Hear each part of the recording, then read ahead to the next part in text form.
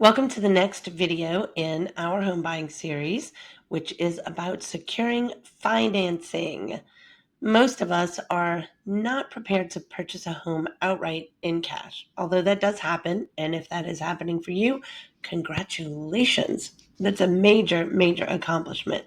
However, if you don't have the cash to pay for your home outright, most likely you are looking to secure financing. And this section is going to give you all of the ins and outs about that. I'm going to pass quickly over a few slides, just giving you some basic information, and then we will have a lender speaking to you about the details of everything, talking to you about all the different loan programs, exactly what's needed to apply, all of the paperwork, the documentation, and things that you can do now to make sure that you're ready when it's time to meet with that person. So let's go.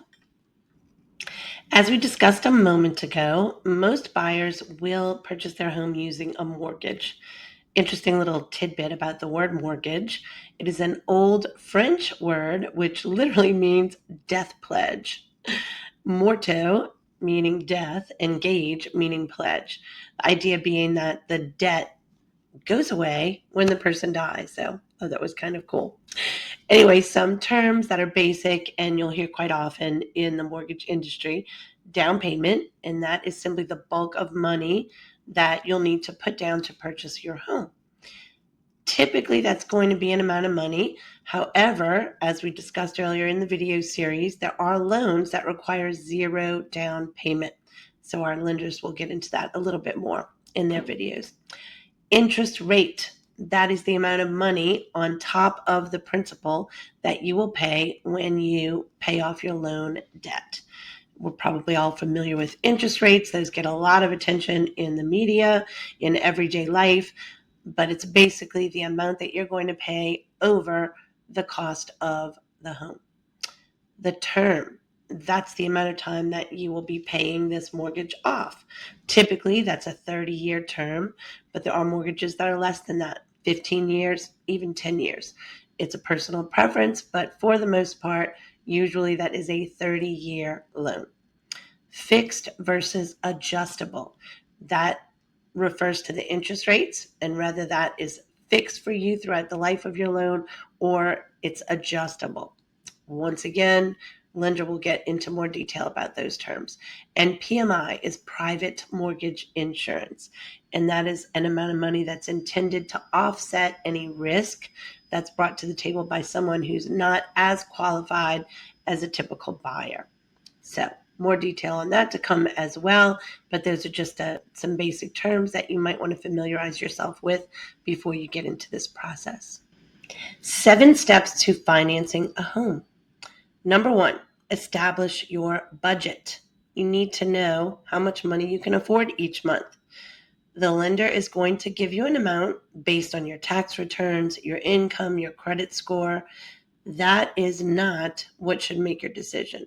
That will give you the maximum amount of money that you can borrow from that particular lender. That is not necessarily the amount of money that you want to use in purchasing your home. That's a decision based on your own budget and what you feel you can afford to pay in a mortgage each month. So don't confuse those two things. Just because you're qualified for a certain amount of money doesn't mean you need or want to spend that amount of money. Number 2, choosing the right lender. There are several factors to consider in choosing your lender. Number 1, just like we discussed when we talked about real estate agents, is your particular personality style, your particular communication type. This person right next to your realtor is going to be your partner throughout this entire transaction. You need to feel comfortable. You need to have someone that you trust entirely. You need to have someone that is willing to take the time that you need to spend with you and educate you about all of the different loan products, talk to you step by step through the whole transaction, allowing you to understand fully what's going on every step of the way. You need someone who's willing to answer your calls or your texts. So many things to consider. One of the best ways to choose a lender is to get referrals. Speak to people that have already used that particular person, most particularly your agent. Your agent can help you with some referrals for lenders. Keep in mind, a lot of people seem to think somehow that realtors and lenders make money by referring one another. Completely false. In fact, illegal. So we do not get any type of kickback or anything like that by recommending a lender to you. We recommend lenders solely because we've worked with them in the past and they've been a person that has been able to get the deal to the table in an efficient way. Secondly, you want to ensure that the lender you use offers the right type of product for your specific situation. The products that are out there in the loan industry are vast, and you need to look at your personal situation to figure out the best choice for you.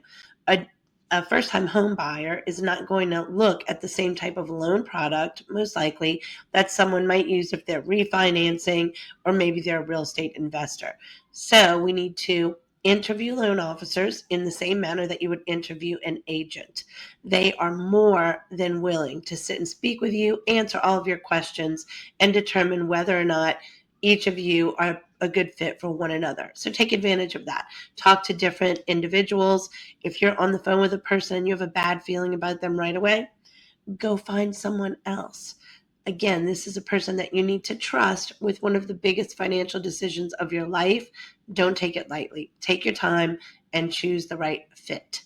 Lastly, just like we spoke about before, don't overlook personality type when you're choosing that loan officer. I can't emphasize enough how important that is. Maybe you are the type of person that likes long phone conversations and you want to delve into each and every topic. That's going to be important for you. Maybe you're the type of person that's super busy and you want someone that's brass tacks. Give me the information, get me off of the phone.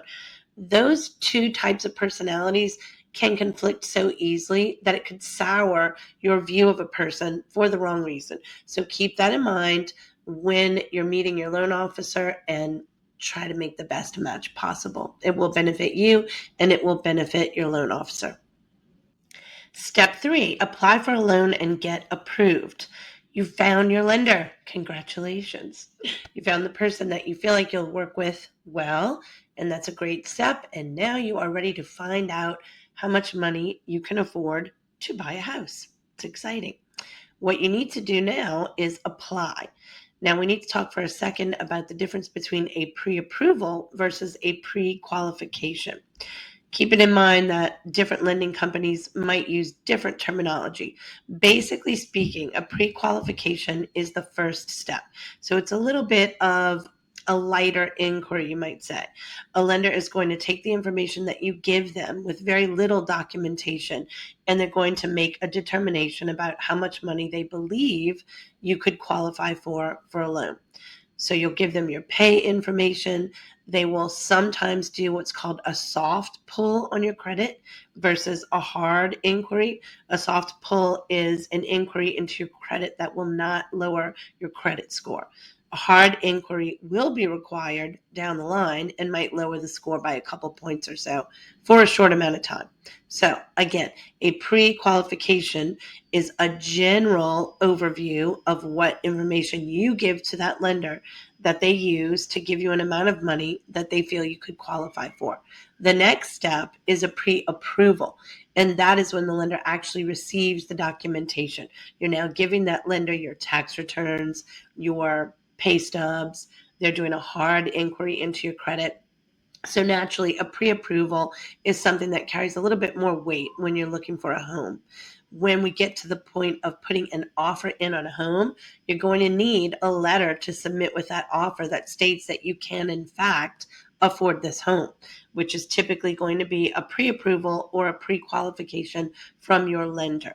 At that point, the pre-approval is most likely going to carry a little bit more weight. And in a situation where the market is difficult and you might be competing with other buyers for that same property, the pre-approval is going to get you a little bit further. It's going to make a more solid offer. So that's the difference between a pre-approval and a pre-qualification, and that will be your next step in the process of financing your home. Step number 4, decide among your mortgage options. During this step, you will work with your lender very closely to figure out what the best loan product is for you. Your lender will do an overview of your entire financial situation, and you will decide which loan product is perfect for your particular purchase. Step number 5, submit an accepted purchase contract to your lender. We took a huge leap there, in case you didn't notice. We went from pre-approval, choosing the right mortgage, to boom, we're putting an offer in on a home. So a lot goes into the steps between number 4 and number 5, which we'll get into when we talk about finding your home and putting the offer in. But at this point, we're only discussing the financial picture. So the next step in the financial picture comes once you've found the property that you desire, and now you want to put a contract in on that property. This assumes that all sides have accepted the contract and you are ready to move forward with the loan process. At that point, your real estate agent will submit that accepted contract to the lender, and the lender will begin the next steps of their process. And that moves us along to number 6. Number 6, get an appraisal and title. Most finance companies will require an appraisal on the home. An appraisal is used to determine the value, the most likely value of that home when placed on the market. And the reason for that is in case the bank needs to take that property over. For some reason, you aren't able to make those mortgage payments, and the bank then takes ownership of the property. They want to ensure that they'll be able to get a return on their investment. So, that appraisal is required, and it will be ordered by your lender as soon as the contract is approved on all sides. That means that both seller and buyer have gotten through the DDI period. We'll talk about that a little bit later, and decided to move forward with the sale. So your appraisal will be ordered and scheduled. And then after the appraisal is determined on the home, there may be a little bit more of a negotiation. If the home amount does not appraise for the sale price, there are further steps that need to be taken. Once again, we'll get into that in future sections of these videos. But after the appraisal is complete and that has been negotiated, the next step is moving forward to title. The title company is another major player in this entire process. We need to ensure that there is a clear title before you purchase the home. What does that mean? That means that the seller actually does own this property. Also, that the seller does not have any liens on the property. The last thing you want is to purchase a home and find out that part of that home is owned actually by another person because there was a lien on the property. Once the ownership is in your name, you become responsible. So title work is extremely important. We do partner with a title company, and they are going to produce a video for us, which will be included in this series. So that title company is going to give you a lot more information on this process. But for now, be aware that that is the next step to owning your home. The final step in our financing a home process is number 7, obtain funding at closing.